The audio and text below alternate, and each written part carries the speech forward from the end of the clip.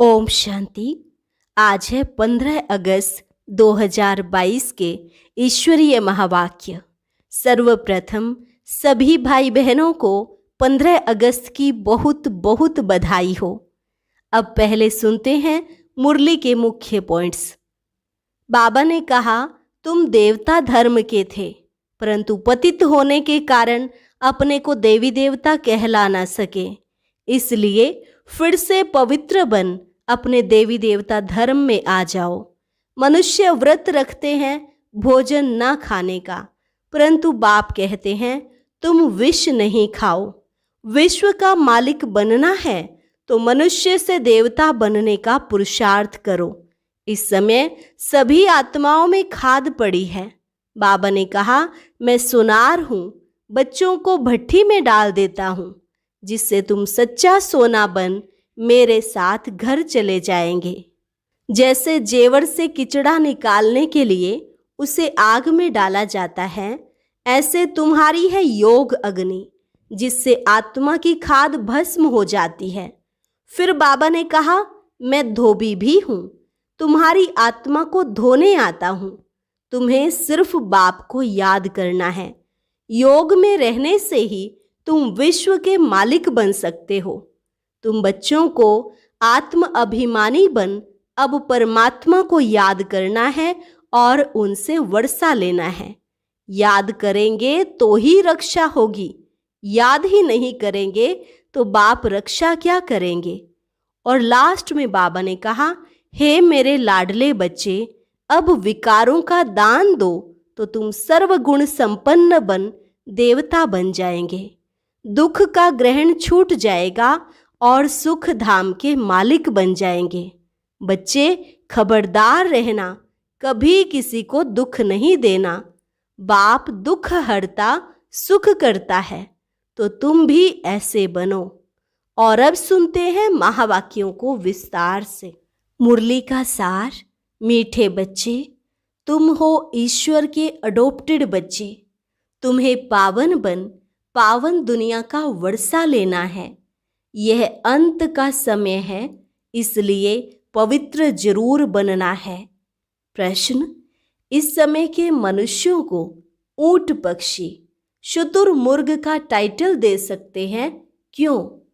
उत्तर, क्योंकि ऊंट पक्षी जो होता उसे कहो उड़ो तो कहेगा पंख नहीं, मैं ऊंट हूँ। बोलो अच्छा सामान उठाओ तो कहेगा मैं पक्षी हूँ। ऐसे ही आज के मनुष्यों की हालत है। जब उनसे पूछा जाता तुम अपने को देवता के बजाय हिंदू क्यों कहलाते हो, तो कहते देवताएं तो पावन हैं, हम पतित हैं। बोलो अच्छा अब पतित से पावन बनो, तो कहते फुर्सत नहीं, माया ने पवित्रता के पंख ही काट दिए हैं। इसलिए जो कहते हमें फुर्सत नहीं, वह है ऊंट पक्षी। तुम बच्चों को ऊंट पक्षी नहीं बनना है। गीत ओम नमो शिवाय। ओम शांति। यह किसने कहा? अपने से प्रश्न पूछना है। ओम का अर्थ मनुष्यों ने अनेक प्रकार का बनाया है।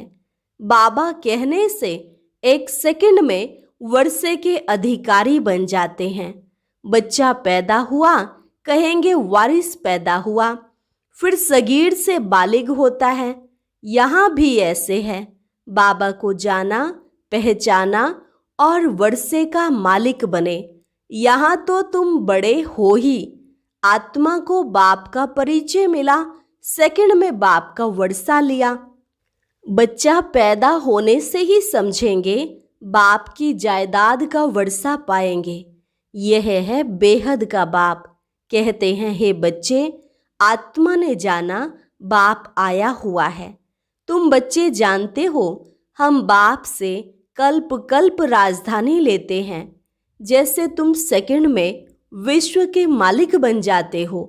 ओम माना अहम, मैं आत्मा, यह है मेरा शरीर।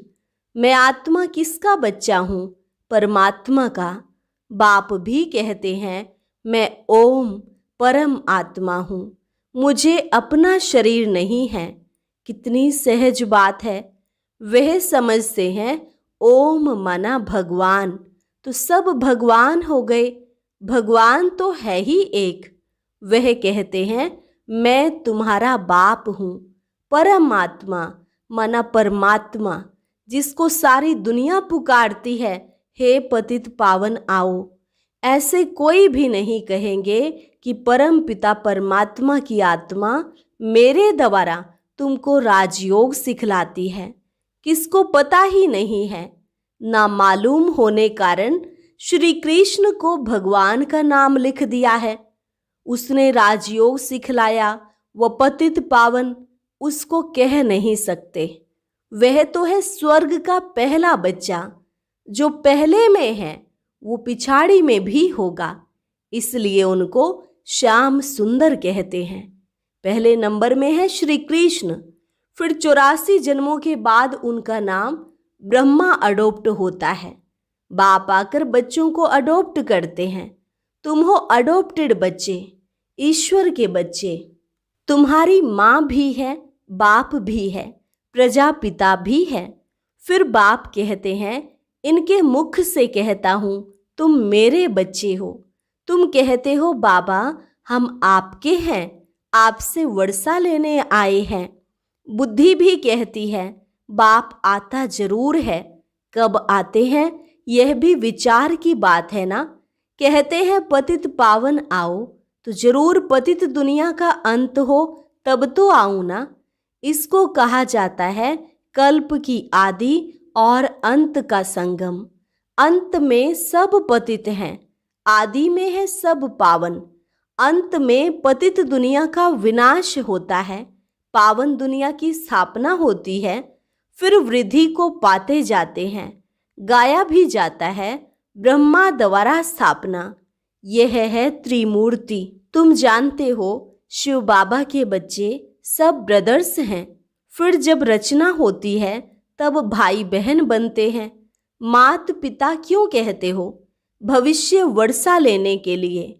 लौकिक वर्षा होते हुए पारलौकिक वर्षा पाने का पुरुषार्थ करते हो। यह है कलयुग मृत्युलोक। सतयुग को अमरलोक कहते हैं।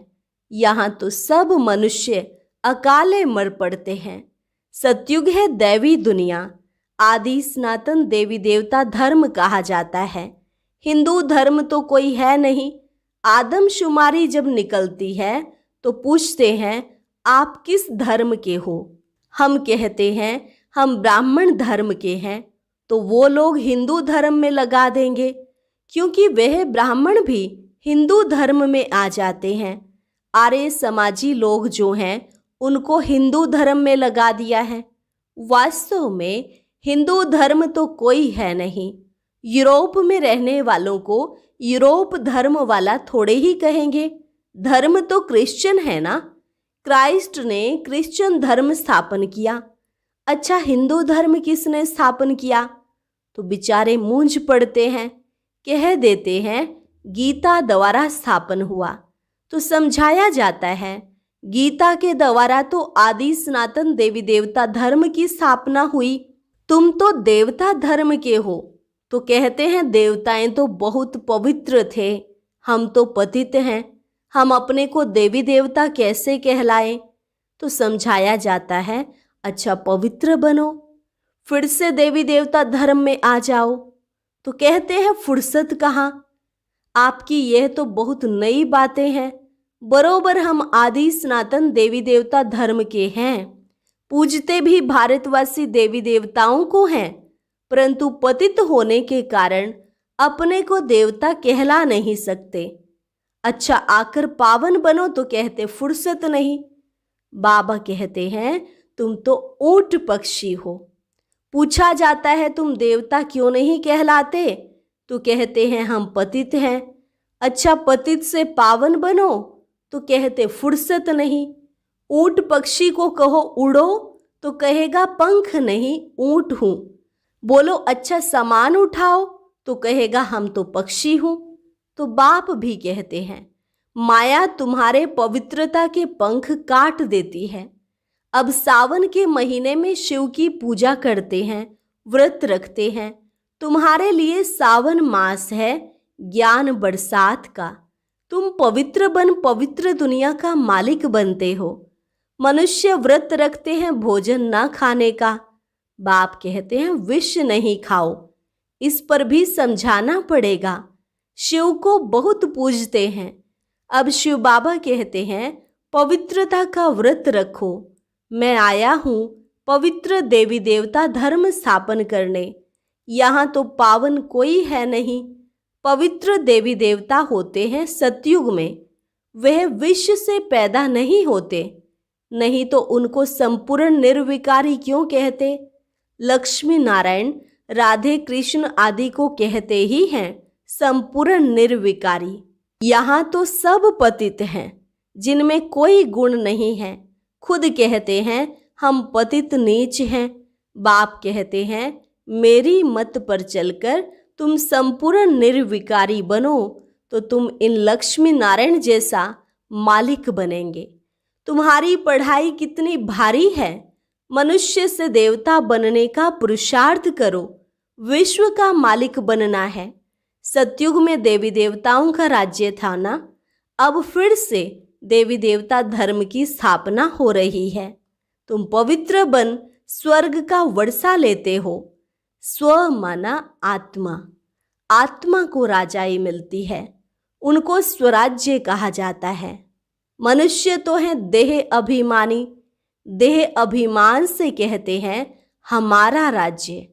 यहाँ तुम कहते हो हम आत्मा हैं, इस शरीर के मालिक हैं, हम महाराजा बनेंगे। तुमको सतयुग में पवित्र शरीर मिलेगा। अभी तो पतित हैं। जैसे आत्मा वैसे शरीर। आत्मा में खाद पड़ी है। आत्मा पहले सच्चा सोना थी, गोल्डन एज कहा जाता था। फिर त्रेता आया तो सिल्वर की खाद पड़ी। फिर द्वापर में गए तो तांबा पड़ा। इस समय आत्मा झूठी तो शरीर भी झूठा। इसको कहा ही जाता है झूठ खंड। अभी बाप के साथ योग रखने से अलाए निकल जाएगी। इसको योग अग्नि कहा जाता है। जेवर से किचड़ा निकालने के लिए आग में डाला जाता है। यह भी योग अग्नि है जिसमें खाद भस्म हो और हम सच्चा सोना बन बाप के साथ चले जाएंगे। बाप कहते हैं तुम मेरे साथ चल पड़ेंगे। सतयुग में सच्चा सोना मिलेगा। अब श्री कृष्ण को सांवरा क्यों कहते हैं? कृष्ण का नाम रूप तो बदल जाता है। अब बाप समझाते हैं तुम गोरे थे, तुम्हारे में खाद पड़ी है, अभी बिल्कुल आयरन एसिड बन पड़े हो। अब मैं सोनार हूँ, बच्चों को भट्टी में डाल देता हूँ। भंभोर को आग लगेगी, सबके शरीर खत्म हो जाएंगे। आत्मा तो अविनाशी है। एक तो योग अग्नि से पवित्र बन जाएंगे, बाकी सब सजाएं खाकर हिसाब किताब चुकतू कर फिर जाएंगे। यह ईश्वर की भट्टी है सबको पावन बनाने लिए। यह है ज्ञान का सागर। उनसे तुम ज्ञान गंगाएं निकली हो। फिर मनुष्यों ने उस पानी की गंगा को समझ लिया है। वहां देवता की मूर्ति भी रखी हुई है। वास्तव में तुम हो भगवान के बच्चे, ज्ञान गंगाएं, जो फिर देवता बनते हो। जब स्वर्ग में जाएंगे तब तुमको देवता कहेंगे। वहां आत्मा शरीर दोनों ही पवित्र हैं। अभी तो पतित हैं। भारत गोल्डन एजिड है, फिर सिल्वर कॉपर आयरन एजिड बने हैं, फिर गोल्डन एज में बाप ले जा रहे हैं। तुम्हारी आत्मा और शरीर दोनों ही पवित्र हो जाते हैं। बाप कहते हैं मैं धोबी भी हूँ, तुम्हारी आत्मा को धोने आता हूँ। सिर्फ बाप को ही याद करना है। बस योग में रहने से तुम विश्व के मालिक बन सकते हो। बाहुबल वाले विश्व के मालिक बन ना सके। हाँ, उन्हों में इतनी ताकत है, अगर क्रिश्चियन दो भाई आपस में मिल जाएं तो विश्व के मालिक बन सकते हैं, परंतु लॉ नहीं है। कहानी भी है, दो बिल्ले आपस में लड़े और माखन बंदर खा गया तो वह दो लड़ते हैं, बीच में माखन भारत को मिल जाता है। इसमें भी नंबर 1 है श्री कृष्ण, इसलिए कृष्ण के मुख में गोला दिखाते हैं। वह मक्खन नहीं, यह स्वर्ग का राज्य भाग्य श्री कृष्ण को मिला।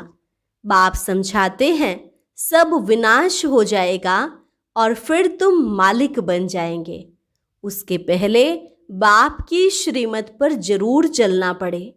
श्रीमत से श्रेष्ठ आसुरी मत से भ्रष्ट बनते हो।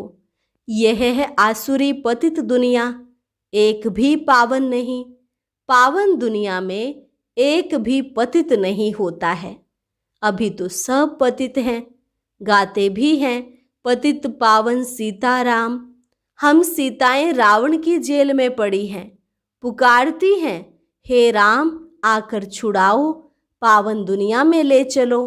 भले गाते हैं परंतु जानते कुछ भी नहीं, जो आता सो कहते रहते। रावण ने बिल्कुल सुला दिया है, अब बाप आकर जगाते हैं।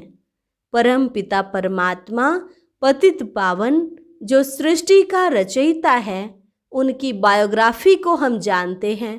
ब्रह्मा विष्णु शंकर और लक्ष्मी नारायण की बायोग्राफी को भी हम जानते हैं। लक्ष्मी नारायण के 84 जन्मों को भी हम जानते हैं। तो नॉलेजफुल हो गए ना। तुम श्री कृष्ण के मंदिर में जाएंगे तो समझेंगे यह सतयुग का पहला प्रिंस था। अभी अंतिम 84वें जन्म में ब्रह्मा हुआ है। यह भी बहुत समझने की बातें हैं। बाप बच्चों को समझाते हैं, बच्चे खबरदार रहना, कभी किसको दुख नहीं देना। बाप तो दुख हरता सुख करता है ना। तुम भी 5 विकारों का दान देते हो। दे दान तो छूटे ग्रहण, ग्रहण लगता है तो फकीर लोग कहते हैं दे दान। अब बाप कहते हैं मेरे लाडले बच्चे, विकारों का दान दो तो सर्वगुण संपन्न बन देवता बन जाएंगे। दुख का ग्रहण छूट जाएगा, तुम सुख धाम के मालिक बन जाएंगे। इसलिए 5 विकारों का दान लिया जाता है। यह तो अच्छा है ना। अभी तुम्हारे ऊपर विकारों का ग्रहण लगने से एकदम काले बन पड़े हो। हम तुम्हारे से विकार ही मांगते हैं और कुछ नहीं मांगते। बाप समझाते हैं अब तुम बच्चों को आत्म अभिमानी बनना है। मैं आत्मा हूँ, परमात्मा को याद करना है, वर्षा उनसे लेना है। इसलिए देही अभिमानी बनो। देवताएं आत्म अभिमानी बने हैं। अब मुझ बाप को याद करने से ही तुम्हारे पाप भस्म होंगे। हम रक्षा करेंगे। तुम मुझे याद ही नहीं करेंगे तो रक्षा क्या करेंगे। बाप कितना समझाते हैं। यह बातें कोई शास्त्रों में नहीं हैं, वह है भक्ति मार्ग की सामग्री। बाप तो तुम्हें सदगति में ले जाने के लिए पढ़ाते हैं। मैं इस शरीर द्वारा तुमको समझाता हूँ। यह मेरा शरीर नहीं है, यह तो इनकी जुती है, लोन लिया है। मैं इनमें प्रवेश करता हूँ फिर पावन बनाता हूँ। कितना अच्छी रीति बाप समझाते हैं। अच्छा, मीठे मीठे सिकिलधे बच्चों प्रति माता पिता बाप दादा का याद प्यार और गुड मॉर्निंग। रूहानी बाप की रूहानी बच्चों को नमस्ते। रूहानी बच्चों की रूहानी बाप दादा को नमस्ते नमस्ते, गुड मॉर्निंग। धारणा के लिए मुख्य सार। पहली पॉइंट, बाप की श्रीमत पर चलकर संपूर्ण निर्विकारी बनना है। पढ़ाई से विश्व की राजाई लेनी है। आत्मा में जो खाद पड़ी है उसे योग अग्नि से निकालना है। आत्म अभिमानी बन बाप को याद करना है। जितना याद में रहेंगे उतना बाप रक्षा करता रहेगा। वरदान, मेरे मेरे को तेरे में परिवर्तन कर। श्रेष्ठ मंजिल को प्राप्त करने वाले नष्टो मोहा भव। मेरे मेरे को तेरे में परिवर्तन कर श्रेष्ठ मंजिल को प्राप्त करने वाले नष्टो मोहा भव। जहाँ मेरापन होता है वहाँ हलचल होती है। मेरी रचना, मेरी दुकान, मेरा पैसा, मेरा घर, यह मेरापन थोड़ा भी किनारे रखा है तो मंजिल का किनारा नहीं मिलेगा। श्रेष्ठ मंजिल को प्राप्त करने के लिए मेरे को तेरे में परिवर्तन करो। हद का मेरा नहीं, बेहद का मेरा, वह है मेरा बाबा। बाबा की स्मृति और ड्रामा के ज्ञान से नथिंग न्यू की अचल स्थिति रहेगी और नष्टो मोहा बन जाएंगे। स्लोगन: सच्चे सेवाधारी बन, निस्वार्थ सेवा करते चलो तो सेवा का फल स्वतः मिलेगा।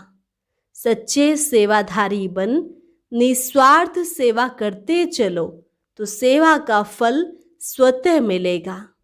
अच्छा, और अब सुनते हैं आज का अव्यक्त ज्ञान मोती।